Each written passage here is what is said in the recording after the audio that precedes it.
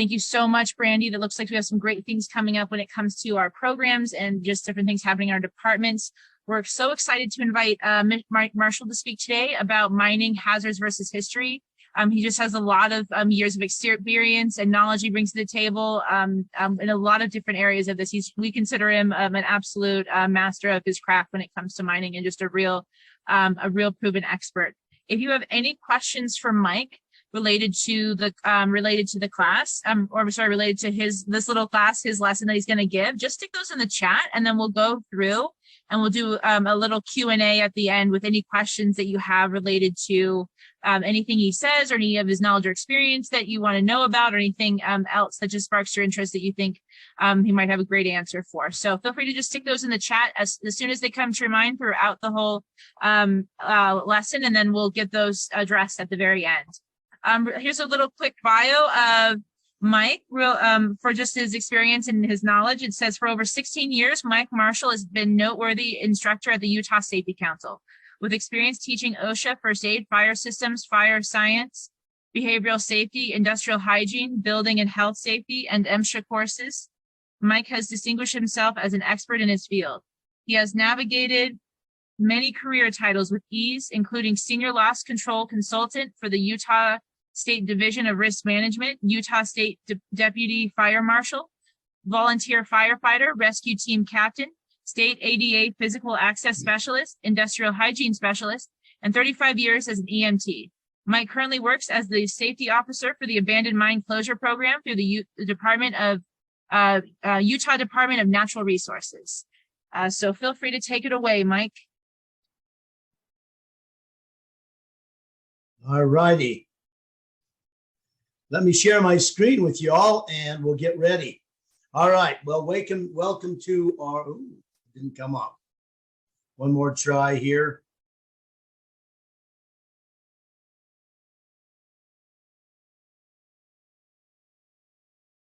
Okay, let me try another option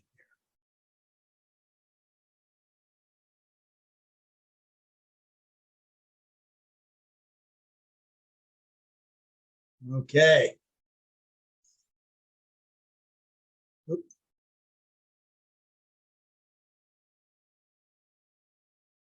Okay, can everybody see my screen? I don't have any visual right now. So right now it says I'm sharing, but if I click that off right there, I don't get the, so can you give me a little feedback whether or not you can see my shared screen? We can see your screen. You can see it? Yes. All right, good enough then. I won't push the button again. All right, well, welcome to my presentation on Start With Safety. I appreciate the, well-meaning bio right there about the history of what I've done in work. The big thing that I want to impress on people is that if you spend enough time in any industry, you'll get to master some of the things there, but you get to appreciate it even more. I appreciate mining over anything I've ever done for 2 or 3 reasons. Number one, it's given me the ability to make a very good living. Number two, it's given me the ability to, express my interest in all fields. And that's one of the things that mining has always generated, express interest in all fields. Mining is a big consortium of all the different things that happen in all industries.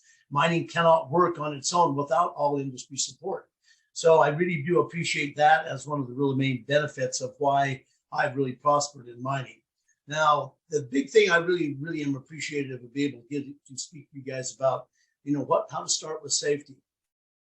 We'll talk a lot today about what's going on. I have 2 actually agendas here. Number one, how has mining made us safer and made us better?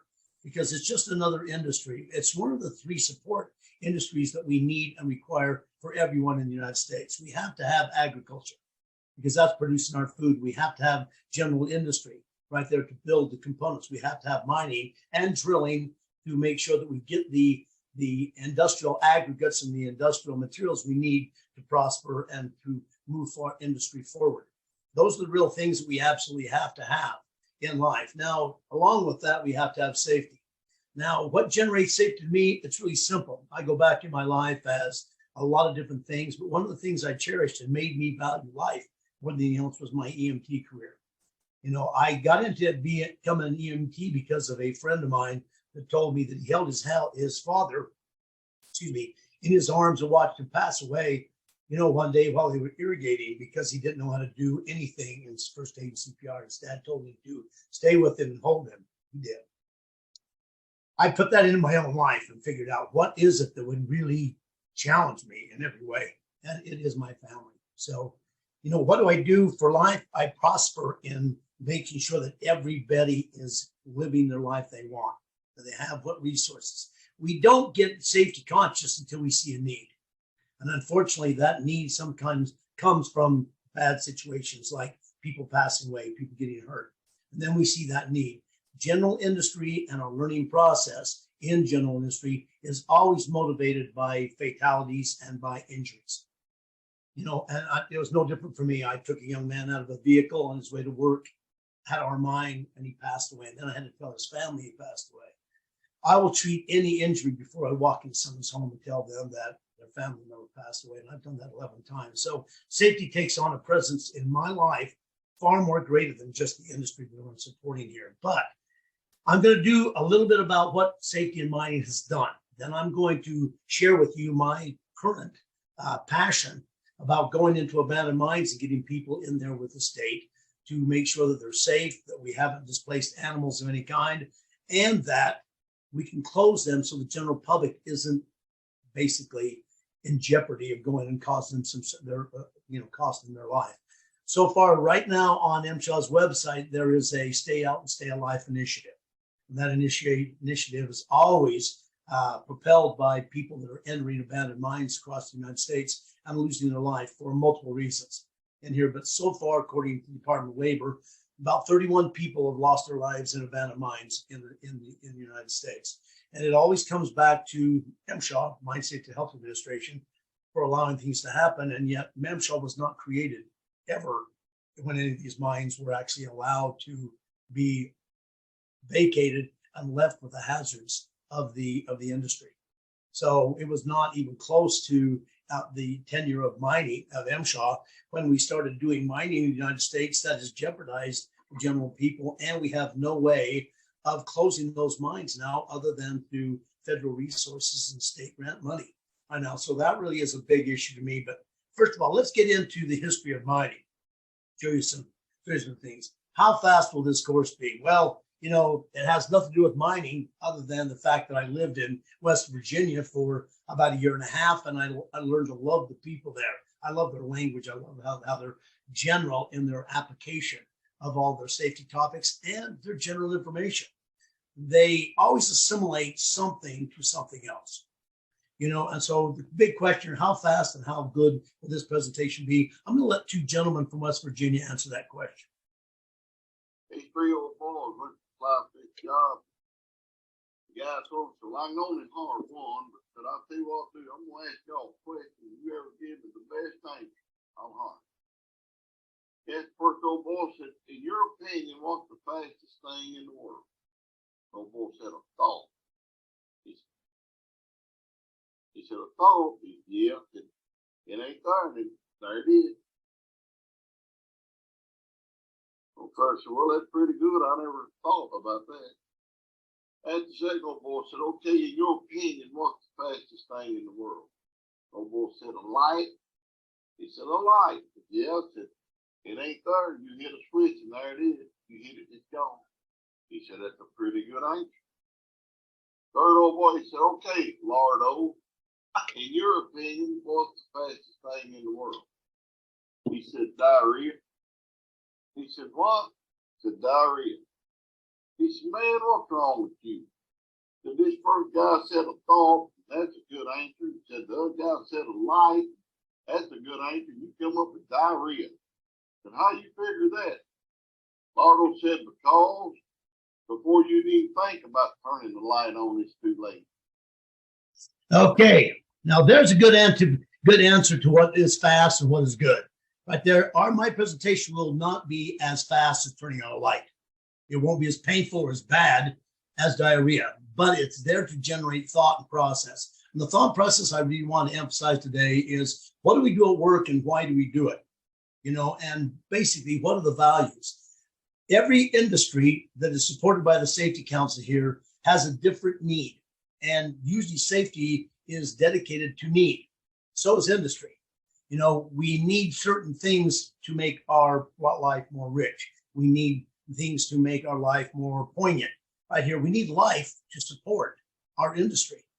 All right, so safety, no matter what void you're working in or what field you're working in, right now, it has a safety element in it. And mining is no different.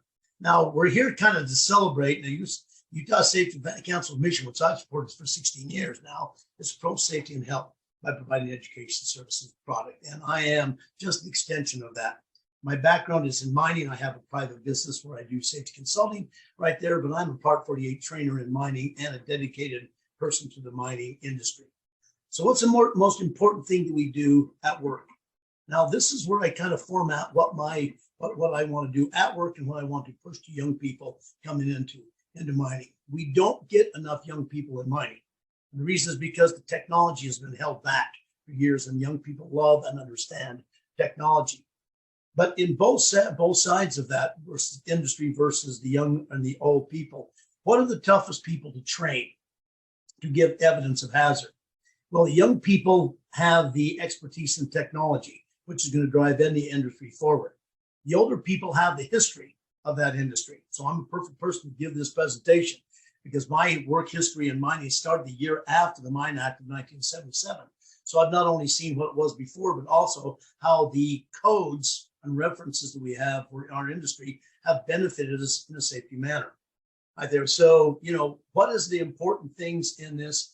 The most important things that we have to do is to train our youth and our older people to make sure that they're ready for the new work environment. Young people understand technology. Old people have experienced the damage, the injuries, the lack of consciousness in our industry, the lack of focus in our industries. Right there, they've seen that. They understand that issue. How do we blend these two together? Because they both have a different training regimen completely. Well, to me, I always start out with one basic fact. The number one thing, the most important thing that you can do today is right there, to go home at the end of your shift. Earn your money. Be productive. Go home and spend that money with your family and promote what it is in your dreams about you and your life and your family. It's the most important thing. Now, how do we get to that end? It's really quite simple. Between this time we start the day and the end of the day, basically we're going to have, I'll move something here. We're going to have to fulfill a few voids. Number one, gain skills. Now, those are the things that promote our safety as much as anything else, is gaining those skills and basically our commitment to the job process. Develop relationships with the people and the people that come in our organization, the people that come in to support that organization. Add to your company's value. If we don't keep the company's doors open, there's not going to be a job. There's going to be no reason for safety at that level. So we really need to make sure that our company values are sustainable, that they are within reach, that they're not something that we can, that we have to find reason for being. Right there, we've got to keep the doors open. And lastly, create better process. Now, if we can create better process, we're going to benefit our entire industry. And the safety performance of our people is going to be, be very much enhanced at that point as well. There we go. All right. So big thing is, as far as that goes, is equal to all of the above, not just separate from that. Be safe for yourself and your coworkers. So those are the things that we have to do really to promote any industry. Mining is no different.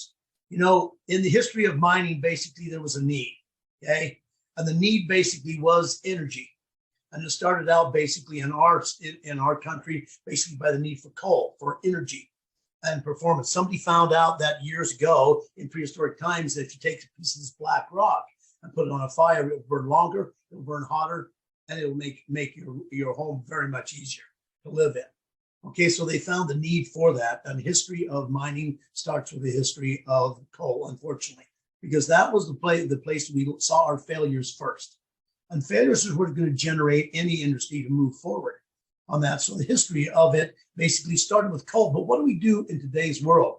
In today's world, basically, it's promoted by non-energy fuels, okay, the things that we need. Now, it's interesting. This is a list of the non-energy fuels that are mined in the United States.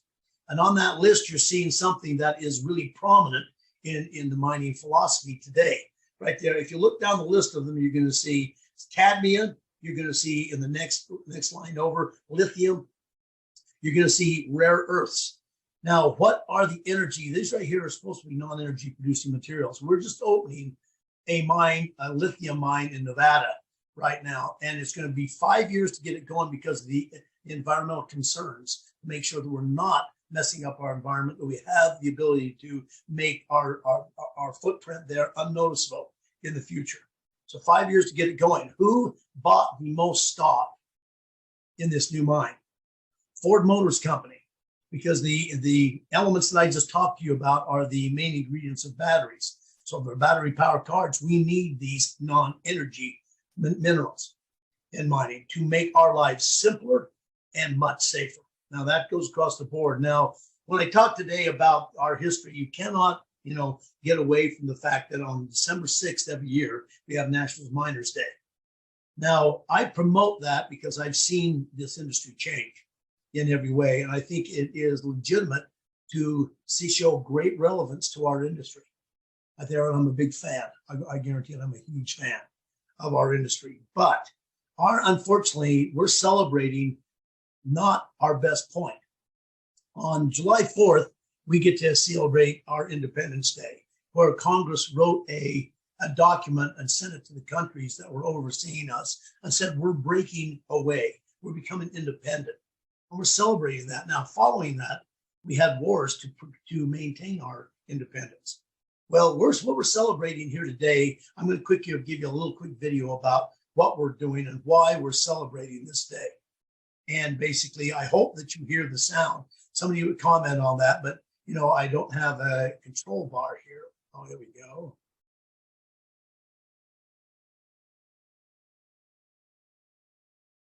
I've got way too many things on my screen here. So if you don't hear it, wave at me and I'll do voiceover. So here basically is the history of mining. Last month of 1907 came to be called Bloody December, as 692 miners perished in underground coal mine explosions. The greatest of these occurred on December 6th at the Monongah Mine in West Virginia. The blast destroyed the mine's ventilation system, smashed equipment, caused mammoth roof falls, and killed 362 of the 367 men inside. The largest single death toll in a mine disaster in U.S. history. Okay, so we're actually looking today and celebrating our worst negative act in mining. 362 of the 365 people working there perished. Now, what changed all of that? Legislation. And unfortunately, in every industry, we need rules. We need codes. We need basically best practices to live by to generate better safety value in our industry. And ours is no difference. And as you see, because of that, we propagated the Bureau of Mine was created. And that's the first regulatory group that we have that gave us any help in health and safety. And all it did was created mine rescue participation and first aid requirements at mine sites. And then we go through all of the other things that have generated our best practices. Now, if you look at the overall review of underground mining statistics, you'll see that the worst year we've ever had was 1907, where we killed over 3,242 people that were reported. Now, my grandfather worked at the silver mines up in Park City during the Great Depression. He said daily a body was brought out from the mines, buried in an unmarked grave. And everyone was told, if you know this gentleman, you don't know him anymore. Because if anybody comes up here looking for him, we don't know where he went. Basically, and the death toll certainly wasn't reported that time aggressive enough to give us the proper, basically, numbers. But you'll see in 1910, we started getting more involved with the requirements of safety. And it benefited us. We jump forward basically to 1969, where we had 203 fatalities in U.S. mining industry. Those were most reportable. All right. Well, what happened in 69? We created new laws. Unfortunately, they failed miserably, and we had to create new laws in 1977. My career started in 1978. And in 1978, we had 106 underground fatalities. How many did we have last year? 10. Is safety a consideration here? Absolutely. It's a prominent value.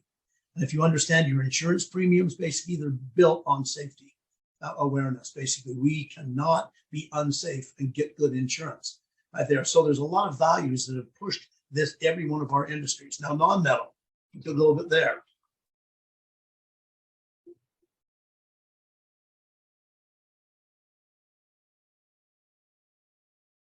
Mining and quarrying are big jobs with big machines and serious equipment. It has always been tough work, and it can be dangerous. On November 20th, 1968, Farmington No. 9 mine disaster in West Virginia claimed 78 miners' lives and led to the passage of the Federal Coal Mine Health and Safety Act of 1969. But mining tragedies continue. On May 2nd, 1972, a fire engulfed the Sunshine Silver Mine in Idaho, and 91 workers lost their lives from smoke inhalation and carbon monoxide poisoning. On March 9, 1976, 15 men died in the first of 2 explosions at the Scotia Mine. 2 days later, 11 more men were killed at the same mine. These were metal, non-metal mines, and not protected by the 1969 law, which only applied to coal mines. Congress decided that more needed to be done to end the tragic mining disasters and to provide metal, non-metal miners with the same protections as coal miners. So it enacted the 1977 Federal Mine Safety and Health Act. But there were still 138 metal, non-metal mining fatalities in the United States before this act took effect in March 1978.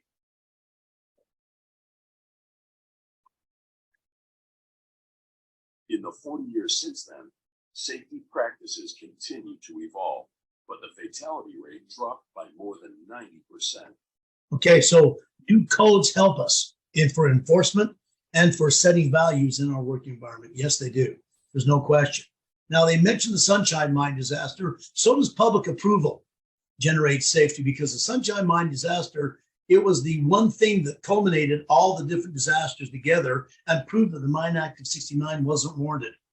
It didn't have enough value. It didn't protect all of our workers. And it wasn't the 91 people that died. It was the 2 people that survived. 2 people were trapped in underground mine sections that were not altered by the explosion or the fire or the carbon monoxide poisoning. And so those 2 people survived, and every news media came to Kellogg Idaho not because of 91 fatalities, but simply because of 2 people alive. That is human interest. And everybody saw the weaknesses in our industry, and everybody saw the fact that we are not protecting our workers equivalently between coal, metal, non-metal, and all other aggregate groups right here. And that basically showing our industry the first time in a more human stance generated the safety impetus that we needed to create the laws, and the Mine Act of 77 was created. From that point, everything got better. Our surface statistics, you're going to see that a lot less people work in surface mining, and yet the production of tonnage is triple that of underground mining. And here, unfortunately, we don't use all that we mine in surface operations. But since 1977, we had 285,000 people and killed 134 of our workers. Last year, we're down to 240. Our aggregate production is up by triple right now, and we only lost 27 workers. All right. So are these codes beneficial? Yes, all codes could. They're an enforcement philosophy. Now, the big challenge that we talked about in not just enforcement, but where are we in industry right now? So far this year, according to our other codes, we've killed 27 people, and the state by state shows that it is not in all states. It's not in Utah so far this year, but we have our back history. We have the second biggest mine disaster in the last 30 years, at the Wilburg mine disaster down in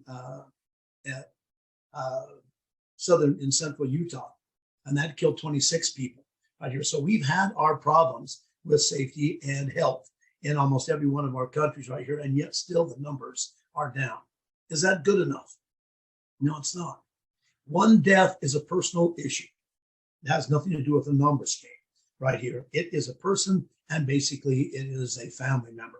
And when you really get that, incorporate that into your values, and you have to go into that home and explain that to somebody about what has happened and what we'll have to do to move forward. Money doesn't matter. It has zero effect.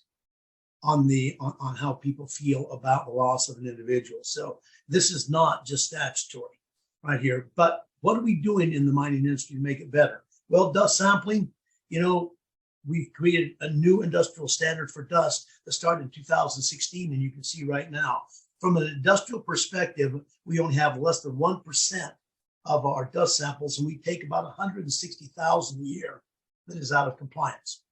Now, silica is related to all industries, and that's what we're looking for. Black lung, coal dust, that's been pretty well eradicated already.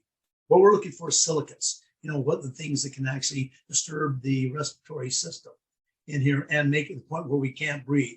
Now, that is an industrial problem, and has MSHA, come to the forefront on that? Yes, less than 1% of the samples taken in the last year basically were out of compliance. That means that we are viewing not only the existence of our people at the job, but their future. We're not defining safety on what's happening today. We're looking at it as long-term as well.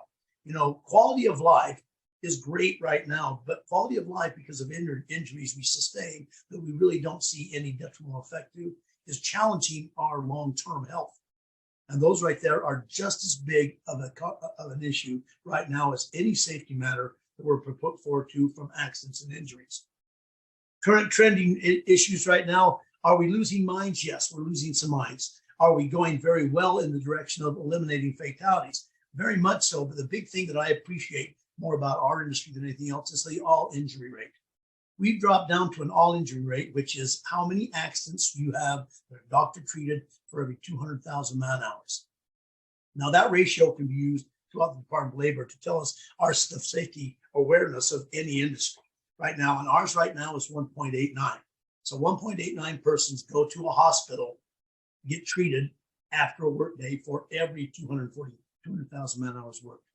Now, comparison to when I started, 9.9 people went to the hospital for every 200,000 hours. So significant increase. Now, you'll see that all the different sectors in mining versus coal, stone, non-metal, metal, all of them have begun getting better. But non-coal contractors are by far and again the safest 0.70. Why? They have a better history in what they're doing. They're not as good on all aspects of the industry, but what they do is a specialty. And mining now, to get better, is basically approaching all industry and said, you do it better than we do. Come and be with us. You can do the job, and now all we have to do is make sure the environment you're working in is safer, that you understand the hazards of that environment, but do what you do. So specialty in mining is really growing a better awareness right now. So what are the most dangerous jobs in according to the Department of Labor today from frequency? Couriers and messengers taking letters to and from buildings in downtown New York City. Air transportation would be next, and wood processing is coming at that at 6.1. 1.84 stands very well in general industry without fail. Okay, so is mining moving forward? Yes. The United States is the second biggest producer of aggregate in the world right now. Far, far behind the biggest one, which is China. But we're developing everything that we need for industry. Everybody needs to understand a lot about the development of industry. We need to perpetuate our home building. We need to build our skyscrapers. We need to eliminate all of the waste materials that are out there, and we need to promote safety and give people a job in here. And the United States is doing an admirable job. Coal, where is it going? We're still having our failures, no question. But do we need coal as much? Unfortunately, we still do. 91% of all of the power in the United States is generated still by coal. We have a marked increase of about 6.6 years per percent increase every year. So we have not eliminated it. We've got more people. We need more energy. And now wind and non-fossil fuels are producing a whole lot of our energy for us, but we're not quite to the end game yet. Not quite. We're getting awful close though. Still, in the state of Utah, we still have a mining industry. Lila Canyon mine fire broke out in September. And basically, what was its effect? In the Carbon Crescent, we've got a lot of mines here in Utah. They're still producing coal in here. And the effect of the Lila Canyon mine fire basically wasn't specifically to the 180 people working there. They're without a job. But this mine produces about 3.5 million tons of coal that cannot be replaced by other industries right now. We don't have a tap that we can turn on to bring this energy source back into our mining environment. I'm going to jump forward here real quickly because this one has been sealed. Metal non-metal operations. How does it benefit our economy? $21,429 billion are going into our economy because of the development of your non-fuel minerals in the United States. You know, that is something that cannot be overlooked. You know, we're providing about a third of the wealth and resources in our nation right now. And it's really a lot of the metals. The number one processed material in the world is iron ore. After that, it comes into industrial metals and precious metals in here. But we're seeing like lithium and other materials basically that are changing the energy future of the United States that are still being moved. And that is the future of mining. Now, big mining, metal non-metal, this is a look at Kennecott. You know, is it big? Yes. To give you an example of big, every one of those trucks going the road is carrying 1.1 million pounds with truck and vehicle right here. That shovel right there is putting 200 tons of material per scoop into back of 400-ton haul trucks. 2 scoops, and they go back out to dump. Now, size doesn't matter, absolutely. We don't have as much of that in the construction industry, and yet we're providing here in the state of Utah around $600 million worth of aggregate to the building blocks of construction of roads and homes and everything there. And we're doing it at an accident frequency ratio of 1.13. 1.13 people get hurt in every day, working day in our industry. And that is it representing a real good safety principle? Yes. Is it there yet? No, it's not. But we're taking it, we're basically approaching young people and trying to say this is an industry that needs a future, and you will be that. And one thing that we need more desperately than anything else is technology, and you are our special field for that type of application. So we're bringing people for a lot of different things, different resources. We need these aggregates to make sure that we get into the future. Without them, we can't be there. But as of 1981, mining became not only more safe, but it becomes more ethical. And in that right there, basically to that point, in 1981, mines had to have a closed down process. So if you don't want to mine anymore, you can't just walk away. And that's what created the abandoned mine projects. All these abandoned mines, over 500,000 of them in the United States, where people could walk in and be harmed right there. That is the essence of this focus. Right now, we have to keep people out, keep them going. In 1981, mines were required to put a closure bond together to close it. Even if you can't run, the money is still there. Even if you go bankrupt, the money's still there. Close down these properties. And that is making us not just productive, but ethical about our environment, our work practice, and our futures. Stay Alive initiative is basically 14,000 active mines, 500,000 abandoned mines around the United States. Our state is right in the middle of that. Nevada is the most with 500,000 abandoned mines. We're running in there at around 14,000. We try to close about 120 to 160 a year in Utah alone. The problems we have are health effects. Moreover, our health effect basically isn't just with breathing dust or coal dust, but organic dust compounds. And basically the ones I've been working with out in Moab area, basically uranium, a radioactive material. So there's a lot of health hazards coming out of these abandoned mine projects. On the left, you see pure copper mineral still in these mines. On the right, you see pure uranium bleeding out there. Are there hazards in these mines we're trying to close? Yes, we're trying to protect the public. But along with protecting the public from sedimentation, contamination, water pollution, and all other things, aspects of them, we're actually still trying to protect the animal life as well. Okay, so the LaSalle Creek watershed is down past Moab, Utah. They closed 5 or 6 mines in that area and protected the water. Now the water bleeding down that hill is usable by the public. Just to give you a little bit of and I know we're running out of time, just taking a couple of more minutes here. This is what we're doing in the project. And the big thing we're doing in this project is to look for animal life.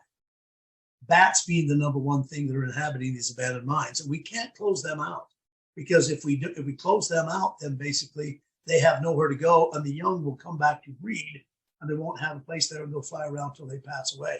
So we're protecting 4 basically species that could be becoming extinct in Utah alone, right here. So this is a walk into abandoned mine. And I'm doing this for 2 purposes. You people that are out there that really like adventure, this is not a good adventure. It's a bad adventure. Is it very unique with the proper tools? Yes. If you have the right background, the proper tools, absolutely done without any hazard. But this is a walk in an abandoned mine.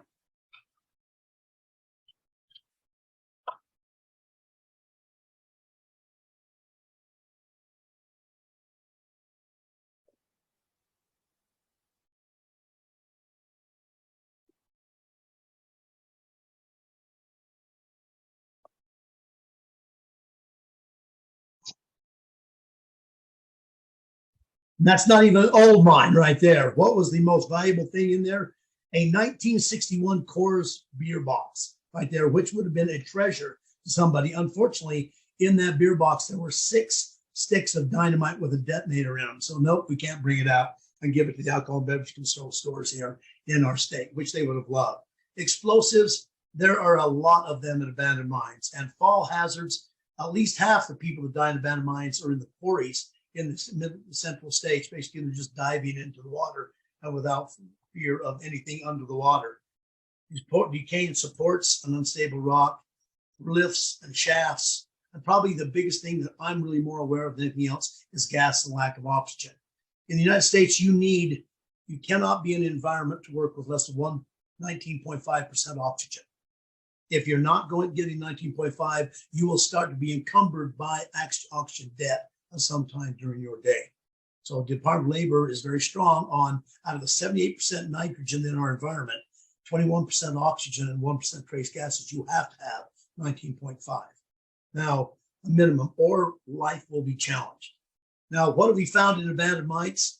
That habitat, basically 18% of the mines have an oxygen deficient atmosphere, 48% have animal life in there from bats, rats, mice, owls, snakes, porcupines, and porcupines are aggressive. Don't mess with them in an abandoned mine. Occasional mountain lion and a bear. 10% have blasting agents or detonators that were live. 70% had at least involved some type of mine damage of the portals. 100% of the Wasatch Front side required one heck of a hike. Now, just to discourage you a little bit more to close my presentation, this is getting into an abandoned mine, basically, and getting to a station to prove you're there. All right, and that's what you have to do, prove you're there. Understand the PPE requirements, understand the radiation, their radiation meters, gas detection, PPE, all the things that you might need to protect a human worker, and then add in something else, a snake crawling up your left pant leg, because that's the scariest thing I've ever been through. Understand, I've seen rattlesnakes during the day, but this garter snake coming up my pant leg is the biggest shock I have ever had in a mining experience. So, there are plenty of them there, and this is mundane right here, but we're trying to provide things to our society and keep the animal life alive right here. And this project is really meaningful for a lot of things. Is it needed for bats? Yes, but a lot of things are out there too. How about, a lot of big things, like moose and all the other things. Yes, we're trying to make sure the habitat doesn't change, that we protect the resources of the state of Utah and we protect the people in the state. And that's a big issue to me. Why do we close down mines? Very simply, they were too dangerous. And yet there's too much water coming out of that. Is up above Brighton Ski Resort. There are about 75% of the water coming out into Little and Big Cottonwood Canyons is coming from abandoned mines. And those mines are supporting everything here. We can't close them down. It's too much needed. In those mines are producing water that is clean, pure, and uncontaminated right here. So those are some of the resources that we desperately need, here. And yet we have these hazards that we have to eliminate. Those are the things that we're doing in this process. Now, I've used up most of my time, so basically I won't show you the rest of them. I have 60 more slides, basically abandoned mine project right here. But I want to end with one note. Our history in mining basically takes a lot of twists and turns. We've gone from the 3rd biggest killer in U.S. industry to the 31st biggest killer in U.S. industry. Now that is promoting safety. And it doesn't come from just talking to your people. It comes from training. It comes from our people being made more aware of their work environment. It comes from all the people that are supervisors that are going there and start to care about their people. And it starts at the start of the day. Start of the day, you tell people about what your expectations are, your work, your safety values, and what is the end result. Be productive, make a profit, keep our doors open, but at all odds, go home at the end of this day, right here. become a individual that promotes safety, not just to us, but to your family and to the other people in your industry right here, because it's that constant acknowledgement that safety is such a viable necessity in every work field right here that makes it more valuable and noticeable. Okay, so to all of you, you know, if some of these pictures of mine have intrigued you and everything, don't go there. You know, not unless you have a lot of background. You know, if you have questions about anything like that, about the place we found some and the things that we've looked at, please post them. You know, at any point right here, glad to answer your questions right here. But, you know, do I believe in the mining process? Yes, but I believe in safety first. You know, start your day with safety, end it with safety, but end it by going home and getting the benefits of what your safety values really have presented to yourself. So on behalf of the Safety Council, I want to thank you for sharing these piece of issue. Thank you for inviting me. And if you have any comments, please post them. I'll be more than glad to answer these. So back to you, Annabelle. Okay, thanks, Mike. Can you hear me okay? I'm trying it with this headphone right now. We good? I can hear you fine. Perfect. That's what matters. Great. Yeah, anybody has any questions, feel free to post them in the chat. I'll look at those as they come. A few questions we had for you, Mike, was I feel like when it comes to mining, it's kind of it's not exactly like going to outer space or underwater, but it's a different environment, and maybe it's one where people think that it's that being in this different environment, a different atmosphere, a different a different temperature, a different kind of layout of survival.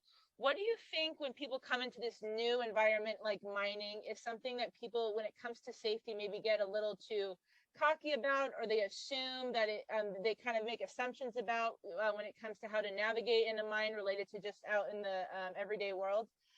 Anyway, what are your thoughts on just things where coming into a new environment, people assume when it comes to safety and how to keep themselves safe, that maybe kind of become a hindrance to them and that of others?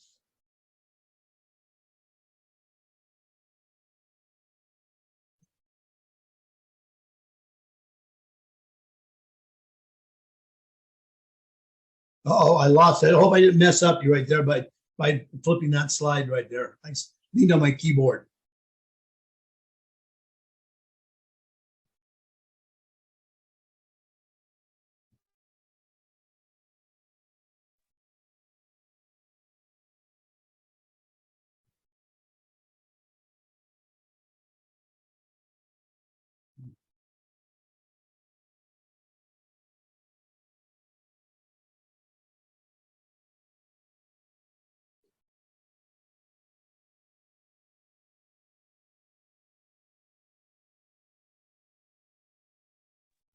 Okay, Mike, can you hear me okay?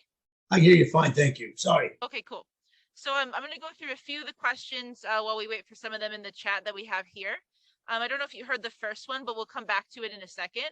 I wanted to know, Mike, when it comes to using technology with mines, is there any aspects of mining when it comes to leveraging technology that you see in the future could make people in mines more safe? Is there any areas of opportunity when it comes to leveraging technology for safety?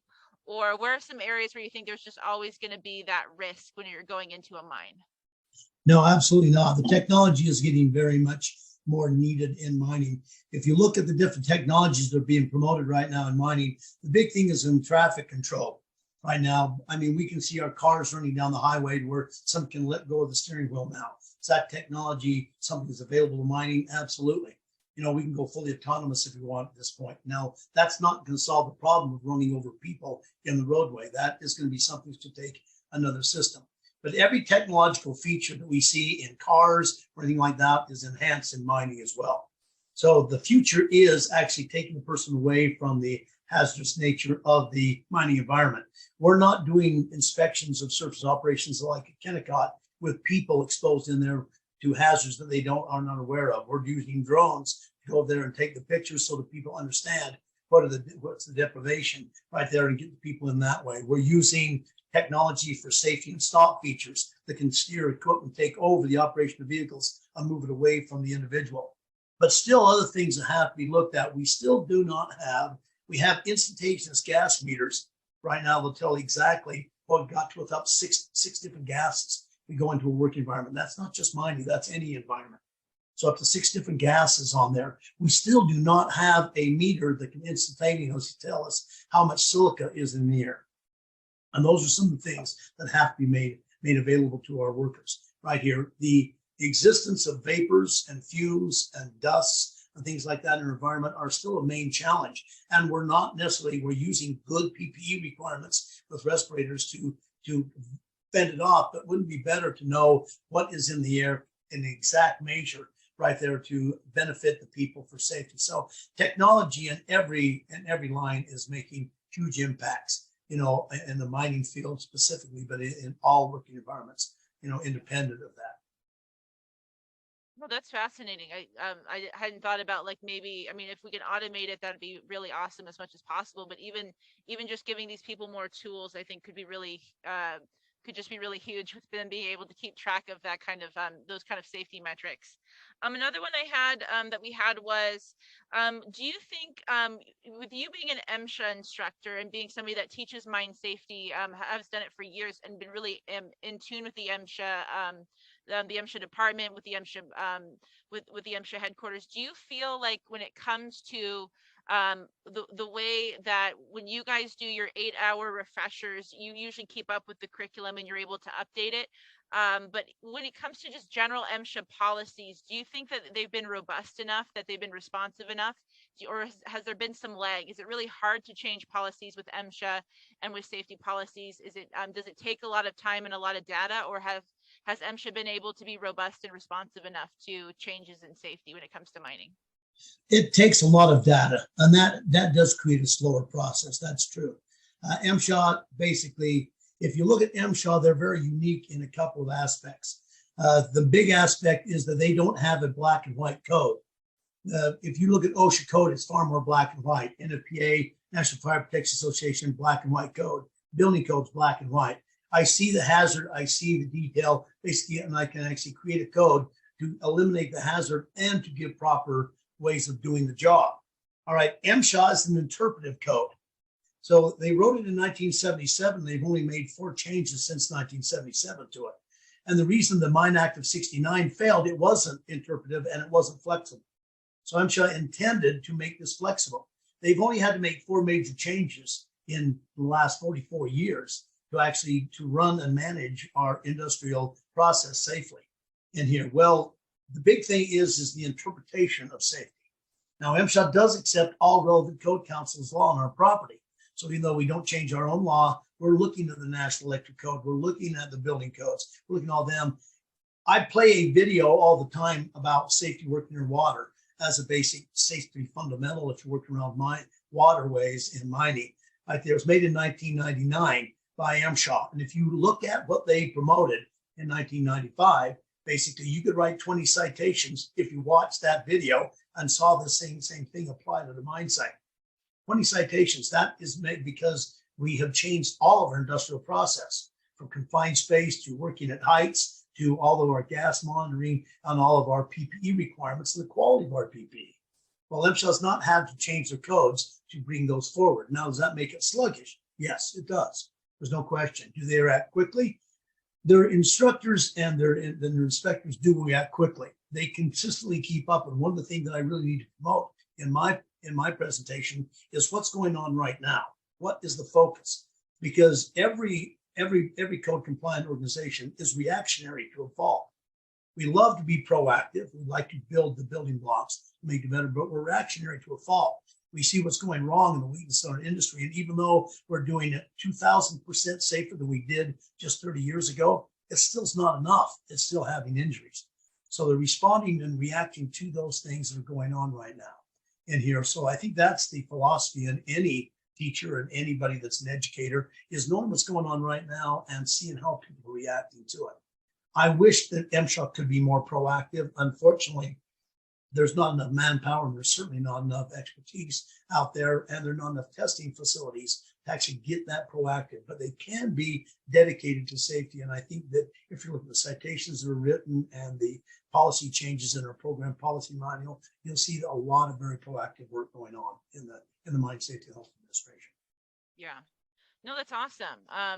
Yeah, it's definitely a situation where I'm sure, maybe if local areas are able to make those kind of tweaks and adjustments, it's probably hard to move the full boat and the full everything at once when there's just so many factors involved that and MSHA has to make sure its policies apply to everyone and not just one location. So Right. yeah, And there's a also, lot of that. one more comment on that. Remember that there are 4 different divisions of mining. You've got your metal, your non-metal, your coal, and your aggregates. And now, so, really there's 4 different exposure potentials in mining.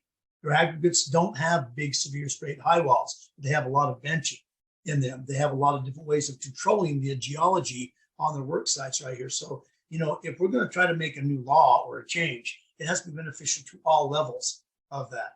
So, Yeah. And since we have different exposures, it's tough to get a all-consuming law that will represent the hazards of all of those different entities. Great. Well, I'll ask an extension question on top of what you were just saying, and then I'll ask one final question. The extension question is, do you feel, it's taking, it takes some time for MSHA to change its policies, of course, over time, and there's a lot of different factors like different departments and things to consider. Do you feel like, looking at the whole scope of the history of mining and how it's transformed and how safety policies have transformed, when it comes to your experience, Mike, of learning about the history of mining, do you feel like there's certain policies or there's certain things that happen in mining that didn't just affect how we did mining, but affected how the United States handled safety policies in general? Is there anything in mining safety that has affected other areas of safety policies in the United States, do you feel? Or do you feel like they're kind of, because there's so much about mining that's so niche and different, that a lot of the things that change in mining don't really affect general policies for safety in the United States? I think there's 2 or 3 things, safety principles that have been enhanced by mining.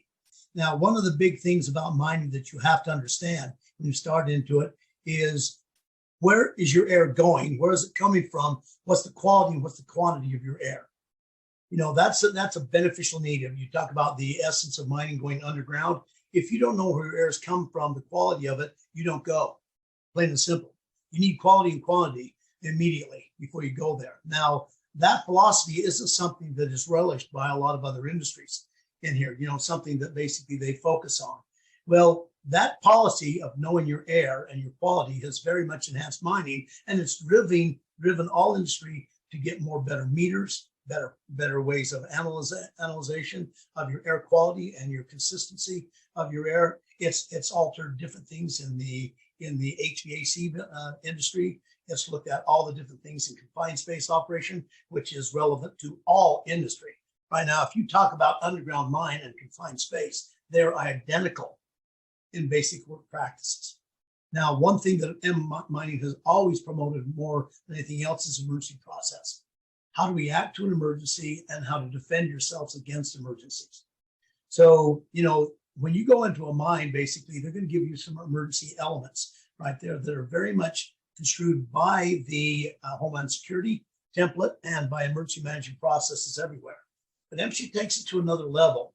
If you look at confined space operations, they'll say that before people enter a confined space, that the air quality has to be assessed in quality and quantity, and effective measures taken for ventilation before anybody goes in. Well, that's exactly something that came from mining. It's the same environment right there. So you have to do that, but they're very much enhanced value. Now, if you take other control measures in confined space operation, they'll say that basically, how much oxygen do we have to have, 19.5? Well, MSHA has actually promoted more of that because they know that at 17% oxygen, you'll become incoherent, and that mining is big enough to show process improvement where confined space operation might not. It's just a sub-element of other different things in our environment. So those are the big features. I also go to the next level of emergency process, where confined space operation says you'll have escape rescue equipment readily available. In mining, it says it has to be there, set up, tested for functionality, and readily available for any type of response. All right, if it takes me 20 minutes to hook up my equipment, most people have died in the first 5. If I've got it set up right there and ready to go right now, I can get people out in that 5-minute window. So I think that has pushed confined space operation to an all new level right now. And it's basically because of the aspect is this what we do every day in mining. and we become not just familiar with it, but see the weaknesses in those type of things in the atmosphere and in rescue. Yeah, no, that's awesome. And that makes a lot of sense when it just comes to like, no, yeah, that makes a lot of sense when it comes to just different types of data you're definitely getting in these kind of rarefied environments that people should be considering in other areas of that there probably aren't as much. The last one, Mike, kind of related to that as well, just kind of realizing the environment that you're working with when it comes to mining. When you're going onto a mine site, especially like for you, Mike, that teaches so many new miners, like, you know, like bi-weekly, like per month. What do you feel like when it comes to somebody that maybe is completely new to mining and is entering a new environment when it comes to a new, you know, it's a new atmosphere, it's a new situation, it's completely a completely different world in some ways when it comes to, you know, maybe you're not in outer space, but it's kind of like diving where you're just in a completely different situation. What kind of things do you think a new person that's in an environment like mining might kind of be a little too cocky about, might assume, or might just might not be as intuitive to them when they're coming into this new environment? I mean, I guess another way to word that is like, what are some of the most important things when it comes to being safe in a mine that people forget because they just might assume it's just like being outside of a mine? I think probably the biggest thing goes back to emergency process again. If a new person, mining is changing dynamically. We are using more contractors now as miners than we ever have before. When we talk about the underground, the surface operations right now, about 301,000 miners are working for a company out of mine. You could represent the people working there as contractors, consultants, over 1 million. So secondary work process is basically bringing in the experts that we need to do this. With the retirement spectrum of mining, we retired about 76% of all miners in the last 15 years. We didn't lose labor, we lost expertise. So to incorporate that expertise in there, we're looking for the expertise of the general industries. I there bring them in. Now you bring them in, you know they know their job process good, better, absolutely much better. They also bring with them the new technologies of that industry. So to bring that in there, that's the way mining is moving forward. It isn't our own development of industrial process. It's the general industry's development of those processes. So they're bringing them, that's bringing it into mining and making it set for the future in here. Now, when a miner comes in here and brings these new technologies, what does he need to understand? He understands that his work environment has completely changed. It's not in an office, it's not in a shop. So the first thing you do is distance, time, and space. You know, mines, you're looking at going to Kennecott, for example. If a contract goes down there and goes down the mine haulage road in Kennecott, which is the biggest man-made excavation in the world, they go down to the bottom of the pit right there. They are down about 1.8 miles straight down on the surface of the world. But if your equipment breaks down, you're 5.5 hours to walk the haul road back out. There's one way in and one way out. That's it. In an office building, we might have 3 to 5 to 10 ways out. In a shop, a place you're going to have 3 to 4 according to codes right there. So you can have egress potential.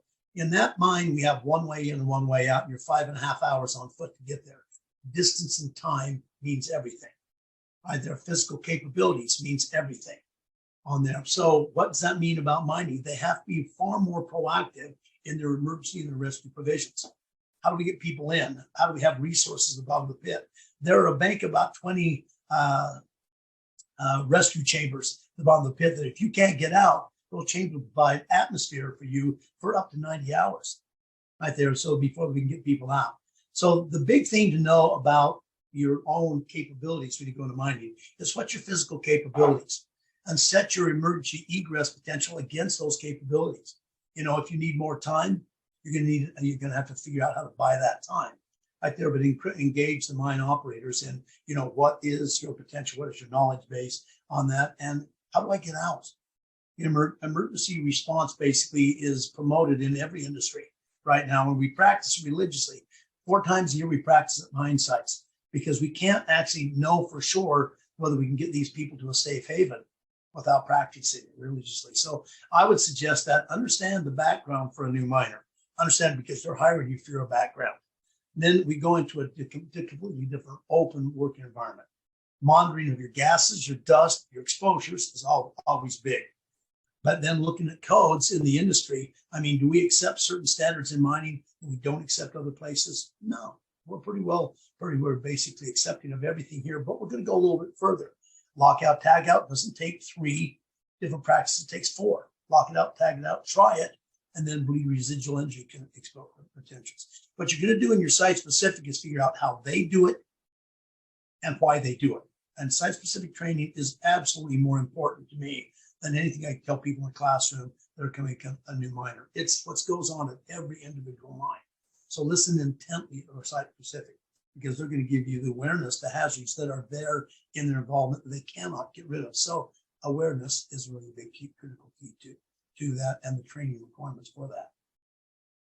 That's incredible. Well, thank you so much, Mike. A lot of this stuff is just, I think mining is just a different world that people don't understand. It's a really fascinating one. It's a very not well understood one, but there's just a lot there, kind of in these extremes of working, different types of working jobs, where I think there's just a lot to be learned in the extremes, whether it's, digging into a mine site or anything else. So we're just so thankful to have you. That was a really great lesson on just aspects of just the general history of mining, and changing mining safety and how it's been able to evolve, and just everything else related to how mining's been able to just transform over time. So thank you guys. I think those were our main, those were our main things for Start with Safety.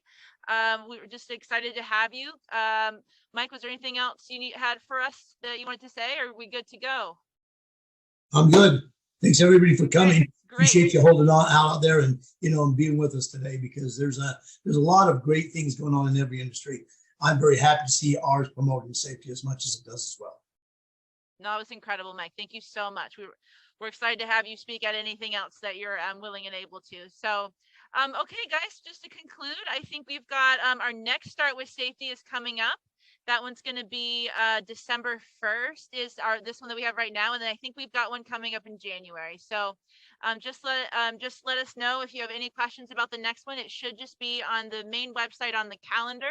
There should be an option to be able to sign up for that for our upcoming one. We have different topics each month. We're trying to rotate them. We're trying to add some interest. We're trying to keep them interesting when it comes to just these different areas of safety and angles of safety you might not have thought of. So thanks for coming. Any other questions or comments or anything related to any other classes we have? Feel free to call us at our main phone number. Just go to Utah Safety Council, find that main phone number.